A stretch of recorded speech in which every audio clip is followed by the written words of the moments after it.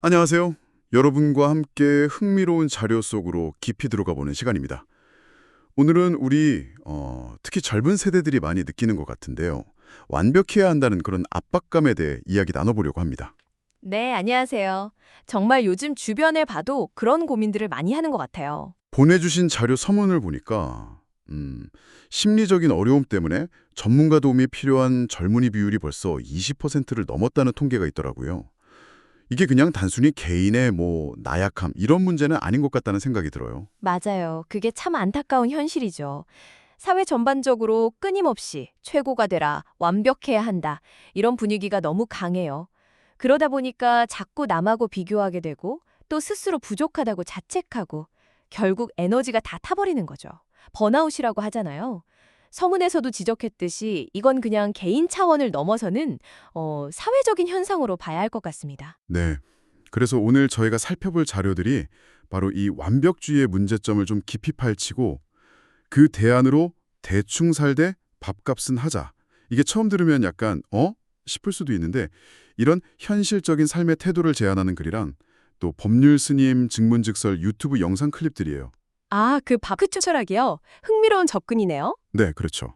그래서 이 자료들을 통해서 우리가 느끼는 그 완벽주의라는 굴레의 실체가 뭔지 좀 더 명확하게 알아보고 과연 그 밥값 철학이라는 게 우리한테 건강한 어떤 탈출구가 될 수 있을지 여러분과 함께 한번 깊이 탐색해보는 시간을 갖겠습니다. 좋습니다. 사회가 제시하는 그 높은 기준에 맞추려고 너무 애쓰다 보면 필연적으로 좌절하거나 스스로를 탓하게 되는 경험을 하게 되잖아요. 자신의 그 불완전함 때문에 괴로워하고 또 끊임없이 남과 비교하면서 불안해하고 이게 바로 소진으로 가는 어떻게 보면 지름길이 될 수도 있는 거죠. 자, 그럼 이 문제를 본격적으로 한번 파헤쳐 볼까요? 첫 질문은 이거예요. 도대체 우리는 왜 그렇게까지 잘하려고 애쓰는 걸까요? 그 끝없는 노력이 우리에게 요구하는 대가는 과연 뭘까요? 자료를 보면 우리가 끊임없이 더 나은 사람, 더 능력 있는 사람이 되어야 한다는 어떤 강박에 시달린다고 지적하잖아요. 특히 그 9년차 중학교 선생님 사례가 참 마음이 아프더라고요. 아, 네네, 그 사례. 이분이 좋은 선생님이라는 그 이상적인 모습에 스스로를 너무 올감해서 결국 정신적으로 완전히 지쳐버리고 심지어 병까지 얻게 되었다고 해요. 네, 그 사례가 완벽주의의 함정을 아주 잘 보여주죠. 이분이 수업 준비가 조금이라도 좀 미흡하다 싶으면 아이들한테 엄청 큰 잘못을 저지르는 것처럼 느끼고 그리고 혹시라도 아이들이 자기를 저 선생님 무책임하다 이렇게 평가할까 봐 그게 너무 두려웠다는 거예요. 맞아요. 그 두려움 때문에 병가를 낼 정도였다니 그 압박감이 어느 정도였을지 짐작이 가더라고요. 네, 상상 이상이었겠죠. 유튜브 영상 클립에서 이 선생님 목소리로 직접 그 고백을 들으니까 더 절절하게 와닿았어요. 제가 수업 준비를 안 하더라도 자기 자신을 사랑해야 되는데 그게 안 돼서 되게 괴로운 것 같다 이렇게 말씀하시고 아, 그리고 그 두려움의 근원에 대해서도 애들한테 민폐 끼쳐서 싫은 그것보다는 애들한테 평가받을까 봐 이렇게 솔직하게 이야기하는 부분이 특히 기억에 남아요. 바로 그 지점입니다. 그게 정말 중요해요.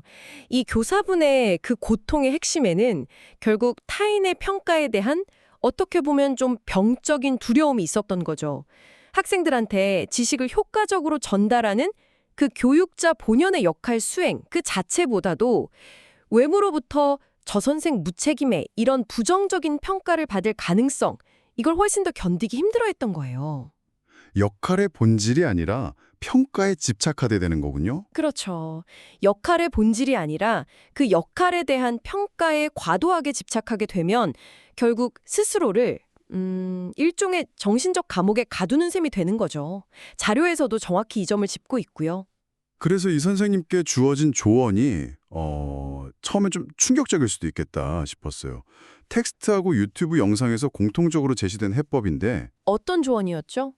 좋은 선생님이 된다. 그런 쓸데없는 생각 그만하시고 그냥 월급쟁이라서 월급 받아먹는 값이나 좀 제대로 하면 되는 거야. 이런 말이거든요. 하하, 네, 듣기에 따라서는 좀 직설적이죠. 네, 어떻게 보면 좀 냉정하게 들릴 수도 있잖아요. 근데 그 조언의 속뜻을 잘 봐야 합니다. 그게 뭐 역할을 내팽개치라 이런 뜻이 절대 아니고요. 오히려 너무 비현실적이고 자기 자신을 갉아먹는 그 완벽한 교사라는 이상에서 벗어나서 좀 더 건강하고 현실적인 직업인으로서의 정체성을 찾으라는 권유인 거죠. 아, 현실적인 직업인으로서의 정체성. 네. 자신의 역할과 책임의 범위를 좀 현실적으로 설정할 때 역설적이게도 그 엄청난 압박감에서 벗어나서 자유로워질 수 있다는 겁니다. 맞아요. 저도 그렇게 이해했습니다. 그리고 덧붙여진 조언도 되게 인상적이었어요. 혹시 모르는 게 있으면 아이들 앞에서만 완벽한 척 할 필요 없이 그냥 솔직하게 선생님도 이건 잘 모르겠다. 같이 찾아보거나 내일 공부해서 알려줄게. 이렇게 말하는 게 오히려 더 인간적이고 또 신뢰를 줄 수 있다는 거죠. 그렇죠. 훨씬 더 건강한 관계가 될 수 있죠. 어떻게 보면 이게 더 좋은 선생님의 모습일 수도 있겠다는 생각도 들고요. 맞아요. 완벽주의는 또 다른 방식으로 우리의 발목을 잡기도 하는데요. 바로 그 각오와 결심의 함정이라는 거예요. 각오와 결심의 함정이요? 네. 자료 1.2하고 관련 유튜브 클립에서도 이야기하듯이 많은 사람들이 변화를 위해서 내일부터 꼭 일찍 일어나야지 하고 막 굳게 다짐하잖아요. 근데 오히려 그 다짐 자체가 실제 행동을 가로막는 어떤 심리적인 장애물이 될 수 있다는 겁니다. 그게 왜 그런 거죠? 다짐하는 게 오히려 방해가 된다니. 좀 의아한데요? 일어나야 하는데 라는 그 생각에만 너무 집중하다 보면 사실은 내가 일어나기 싫다는 그 근본적인 마음의 저항이나 문제의 본질, 이걸 외면하게 만들기 때문이라는 거죠. 본질은 건드리지 않고 겉으로만 각오를 다지니까 생각하고 현실 사이의 그 간극에서 에너지만 계속 소모되는 거예요. 아, 그러니까 생각만 하고 행동은 못하고 그 사이에서 괴로워만 하는 거군요. 그렇죠. 유튜브 영상에서는 이걸 뜨거운 것을 손에 쥐고 있으면서 이걸 어떻게 놓지? 하고 방법을 묻는 것에 비유하더라고요. 아, 그 비유가 확 와닿네요. 뜨거우면 그냥 탁 놓으면 되는 건데 네. 방법을 묻는다는 건 사실 아직 놓을 마음이 없거나 미련이 있다는 뜻이라는 거죠. 바로 그겁니다. 그건 놓기 싫다, 즉 계속 가지고 싶다는 마음의 다른 표현이라는 거죠. 어떤 깨달음이나 문제 해결에 특별한 방법이나 단계가 필요한 게 아니라 본질을 딱 직시하고 그냥 즉시 행동하는 게 중요하다. 이런 메시지인 거죠. 완벽화가 준비될 때까지 기다리거나 완벽한 계획을 세우려다가 오히려 시작조차 못하는 것도 좀 비슷한 맥락이겠네요. 정확합니다. 그런 경우도 많죠. 듣고 보니 그러네요. 결국 완벽주의가 우리를 이렇게 지치게 만드는 근본적인 이유는 자료에서 명확히 지적하듯 완벽이라는 것 자체가 현실에는 존재하지 않는 신기루 같은 것이기 때문인 것 같습니다. 그렇죠. 환상이죠. 우리는 잊지도 않은 목표를 향해서 스스로를 막 채찍질하면서 에너지를 낭비하고 있는 셈이네요. 자, 여기가 정말 흥미로워지는 지점인데요. 그렇다면 우리는 이 완벽이라는 환상에서 어떻게 좀 건강하게 벗어날 수 있을까요? 텍스트 2장의 핵심 메시지는 아주 명료해요. 우리는 불완전한 세상에 사는 불완전한 존재라는 사실, 그걸 먼저 인정하자는 겁니다. 네, 그 인정이 시작이죠. 완벽이라는 건 무슨 고정불변의 절대적인 기준이 아니라 그냥 상황이나 관점에 따라서 달라지는 상대적인 인식일 뿐이다. 이런 이야기죠. 맞습니다.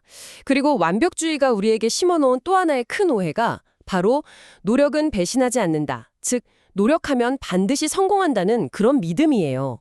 호주에서 정말 열심히 일했는데 기대했던 만큼의 경제적 보상을 얻지 못하고 실망했다는 그 청년의 사례가 이걸 잘 보여주죠. 아, 그 사례 보면서 진짜 많은 분들이 공감했을 것 같아요. 내가 이만큼 노력했으면 적어도 이 정도는 되어야 하는데 하는 그 기대가 무너졌을 때 실망감이요. 네, 그렇죠.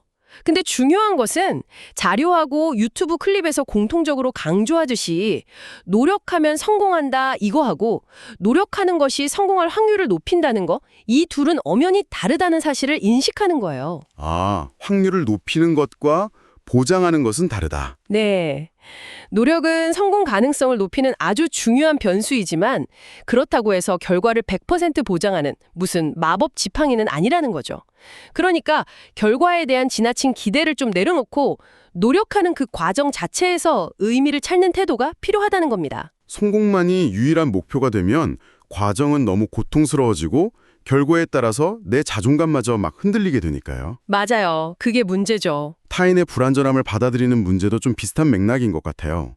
자료에 보면 앞에서는 막 칭찬하고 뒤에서는 험담하는 친구 때문에 괴로워하는 사람 이야기가 나오잖아요. 네, 그런 경우 있죠. 근데 자료에서는 오히려 그런 모습이 인간의 자연스러운 일면일 수도 있다고 말하더라고요. 흥미로운 관점이네요. 모든 사람이 내 기준대로 내 앞에서나 뒤에서나 완전 똑같이 완벽하게 행동해 주길 바라는 그 마음 자체가 좀 비현실적이라는 거죠. 그렇죠. 뭐 모든 사람이 항상 일관되고 진솔하게 행동해주면야 좋겠지만 현실은 그렇지 않을 때가 훨씬 많죠. 오히려 그런 기대를 좀 버리고 그럴 수도 있지 하고 생각의 폭을 넓히면 타인 때문에 받는 상처나 스트레스가 훨씬 줄어들 수 있다는 겁니다. 나 자신에게도 그렇고 타인에게도 좀 더 너그러워질 필요가 있다는 거네요. 네, 맞아요. 나한테도 남한테도요. 세상을 바라보는 관점 자체를 좀 바꿔야 한다는 이야기도 되게 인상 깊었습니다. 그 재개발 문제를 둘러싼 주민하고 개발업자의 갈등 사례예요. 네. 그 사례도 있었죠. 흔히 이런 문제를 보면 누가 착하고 누가 나쁘냐, 누가 정이고 누가 불이냐 이렇게 딱 나누려고 하잖아요. 근데 자료에서는 그 본질이 그냥 이해관계의 충돌이다 이렇게 봐야 한다고 지적하더라고요. 네, 유튜브 영상에서는 각자의 입장을 아주 구체적으로 설명해주죠. 조용히 살고 싶은 주민의 입장하고 또 개발을 통해서 이익을 얻으려는 업자의 입장은 옳고 그름의 문제가 아니라 서로 다른 욕구와 이해의 충돌이라는 거예요. 불교에서 명확하게 악행으로 규정하는 5가지 있잖아요. 뭐 살생, 투도, 사음, 망어, 음주후, 행패 같은 거.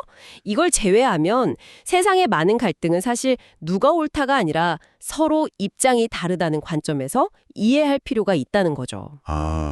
그렇게 보면 세상을 꼭 흑백 논리로만 볼 필요는 없겠네요. 그리고 모든 문제에 반드시 완벽한 정답이나 해결책이 있어야 한다는 그런 강박에서도 조금은 자유로워질 수 있겠고요. 맞습니다. 바로 그 지점이에요. 완벽이라는 기준 자체가 산대적이고 또 세상 일은 내 뜻대로만 되지 않으며 사람들은 저마다 다 다른 입장을 가지고 있다는 그 현실을 받아들이는 것. 이것이 완벽주의라는 굴레에서 벗어나는 첫걸음이라고 할 수 있겠죠. 좋습니다. 이렇게 완벽이라는 환상에서 좀 깨어나고 세상과 타인 그리고 나 자신의 불완전함을 어느 정도 수용하게 되었다면 이제 그럼 그 현실 위에서 어떻게 살아갈 것인가 하는 문제가 남는 것 같아요. 바로 여기서 그 대안으로 제시되는 밥값의 철학이 등장하는 거죠. 텍스트 3장에서 설명하는 이 밥값의 철학. 이게 처음 들으면 에이, 그냥 대충 살라는 건가? 이렇게 생각할 수도 있는데 자료를 자세히 보니까 전혀 그런 뜻이 아니더라고요. 그렇죠. 오해하기 쉬운데. 네, 오히려 아주 현실적이고 건강한 책임감에 대한 이야기였어요. 네, 정확히 보셨습니다. 밥값, 월급값을 한다는 건 뭐 무책임이나 나태하고는 완전히 정반대의 개념이죠. 모든 면에서 완벽해야 한다는 그런 비현실적인 부담감은 좀 내려놓되 내가 맡은 역할과 책임의 핵심, 그러니까 소위 말하는 밥값에 해당하는 부분은 제대로 해내자, 이런 아주 실용적인 지혜라고 할 수 있습니다. 너무 과도한 이상 대신에 현실적인 목표를 설정하고 거기에 집중하자는 거예요. 아까 그 중학교 선생님 사례에 다시 이 밥값 철학을 적용해 보면 이해가 더 쉬울 것 같아요. 그렇죠. 그 선생님에게 정말 필요했던 것은 세상에서 가장 훌륭한 선생님이라는 자기 자신을 막 짓누르는 그런 거창한 이상이 아니라 내가 받는 월급만큼의 역할은 책임감 있게 하자는 건강한 직업인으로서의 태도였던 거죠. 직업인으로서의 태도? 네, 자신의 역할을 위대한 교육자가 아니라 그냥 월급 받는 직업인으로 좀 현실적으로 재정의하고 내가 책임져야 할 부분하고 그렇지 않은 부분의 경계를 명확히 하는 겁니다. 예를 들어서 모든 지식을 다 알아야 한다는 강박을 버리고 모르는 건 솔직하게 인정하고 같이 배우자, 이런 자세. 이게 바로 밥값을 제대로 하는 모습이라는 거예요. 그런 태도가 오히려 학생들한테 더 긍정적인 영향을 줄 수도 있겠다는 생각이 드네요. 막 완벽해 보이려고 애쓰는 모습보다 훨씬 인간적이고 진솔하게 느껴질 테니까요. 맞아요. 신뢰가 더 쌓일 수도 있죠. 또 다른 사례로 등장하는 워킹맘 이야기도 이 밥값 철학하고 연결해서 생각해 볼 수 있을 것 같아요. 네, 그 워킹맘 사례도 아주 현실적이죠. 좋은 엄마 역할하고 유능한 직장인 역할, 이 두 가지를 모두 완벽하게 해내려고 애쓰지만 현실적으로 그게 잘 안 되고 결국 양쪽 모두의 미안함, 죄책감만 느끼는 그런 상황이잖아요. 네, 정말 많은 분들이 공감하실 거예요. 의 정서적인 유대감, 이게 훨씬 중요하다는 점도 강조하고요. 맞습니다. 이 워킹맘 사례는 우리에게 선택과 집중의 중요성을 다시 한번 일깨워줍니다. 자료에서도 강조하듯이 우리는 모든 것을 다 가질 수도 없고 모든 역할을 완벽하게 수행할 수도 없어요. 자신의 가치관에 따라서 무엇이 더 중요한지 우선순위를 정하고 그 선택에 책임을 지는 것이 필요하다는 거죠. 우선순위를 정하고 책임진다. 네, 예를 들어서 아이와의 시간이 지금 나에게 더 중요하다고 판단했다면 커리어나 소득 감소 같은 걸 좀 감수하더라도 육아에 더 집중하는 선택을 할 수 있겠죠. 그리고 그 선택의 결과를 기꺼이 받아들이는 것. 그것이 바로 자신의 선택에 밥값을 하는 지혜로운 태도라는 겁니다. 모든 걸 다 잘 해내려는 그 완벽주의적인 욕심을 버리고 내가 중요하다고 생각하는 가치에 집중하고 그 선택에 책임을 지는 것, 그것이 밥값 철학의 핵심이군요. 그렇습니다. 이게 결국에는 내 삶에서 진정으로 중요한 것은 무엇인가 하는 아주 근본적인 질문하고 맞닿아 있는 거죠. 그 질문에 대한 자기 자신만의 답을 찾고 그 답에 맞게 에너지와 자원을 배분하면서 책임의 경계를 설정하는 것. 이것이 완벽주의의 함정에서 벗어나서 건강하게 살아가는 방법이라고 자료들은 이야기하고 있습니다. 네, 오늘 저희는 완벽주의라는 그 무거운 짐이 우리에게 어떤 대가를 치르게 하는지 함께 살펴봤고요. 또 세상 어디에도 완벽함이란 존재하지 않는다는 현실을 마주했습니다. 그리고 그 대안으로 밥값은 하자는 어쩌면 좀 투박하게 들릴 수도 있지만 아주 현실적인 삶의 지혜를 함께 탐색해 보았습니다. 자, 그렇다면 이 모든 이야기들이 지금 이 방송을 듣고 계신 여러분에게는 어떤 의미로 다가올까요? 밥값의 철학은 완벽해야 한다는 그 강박하고 또 모든 것을 그냥 포기해버리는 무책임 사이에서 어떤 건강한 균형점을 찾도록 돕는 길잡이가 될 수 있다고 생각합니다. 번아웃이라는 그런 소진 상태를 피하면서도 자신의 역할과 삶에 충실하게 참여하고 또 기여하는 그런 방식이죠. 그러기 위해서는 내 역할이 무엇인지 좀 명확히 인지하고 현실적인 기대를 가지는 것, 그리고 때로는 아니오라고 말할 수 있는 건강한 경계를 설정하는 그런 연습이 필요할 것 같아요. 오늘 저희가 깊이 파고든 자료들은 주로 개인이 어떻게 이 완벽주의의 굴레에서 벗어나서 밥값의 철학을 삶에 적용할 수 있을지 여기에 좀 초점을 맞추고 있었는데요. 그런데 처음에 언급했듯이 서문에서는 사회 전체가 개인에게 완벽을 강요하는 그런 구조적인 문제도 지적했었잖아요. 네, 맞아요. 그 부분도 중요하죠. 여기서 한 걸음 더 나아가서 이런 질문을 던져볼 수도 있을 것 같습니다. 어떤 질문일까요? 개인적인 차원에서 밥값하면서 사는 법을 익히는 것도 물론 중요하지만 우리를 둘러싼 환경 자체를 돌아볼 필요도 있지 않을까요? 우리 사회 곳곳에 스며 있는 그런 완벽주의적인 요구들. 예를 들면 과도한 경쟁을 부추기는 교육 시스템이라든지 실패를 잘 용납하지 않는 조직 문화, 혹은 SNS를 통해서 끊임없이 이상적인 모습만을 전시하도록 부추기는 그런 분위기 같은 것들이요. 정말 그렇죠. 그런 것들이 우리를 더 힘들게 만들죠. 네. 이런 것들에 대해서 우리는 어떻게 좀 문제의식을 갖고 변화를 모색해 볼 수 있을까요? 단순히 개인의 마음가짐을 바꾸는 것을 넘어서 공동체나 사회 전체의 수준에서 서로에게 좀 더 너그러워지고 과정의 가치를 인정해주고 각자의 복만큼 기여하는 것을 격려하는 그런 방식으로 밥값의 의미를 좀 확장해 볼 수는 없을까요? 사회 구조적인 차원에서의 밥값. 와, 정말 중요한 질문이네요. 오늘 자료에서 직접적인 답을 찾기는 어렵겠지만 각자 더 깊이 고민해 볼 만한 중요한 화두를 던져주시는 것 같습니다. 네. 완벽하지 않아도 괜찮다는 그 메시지가 개인을 넘어서 우리 사회 전체로 좀 퍼져나갈 수 있다면 좋겠다는 생각이 드네요. 오늘 저희와 함께 이 완벽주의의 함정에 대해서 깊이 탐구해 주셔서 감사합니다, 여러분. 네, 들어주셔서 감사합니다. 다음 시간에 또 흥미로운 이야기로 찾아뵙겠습니다.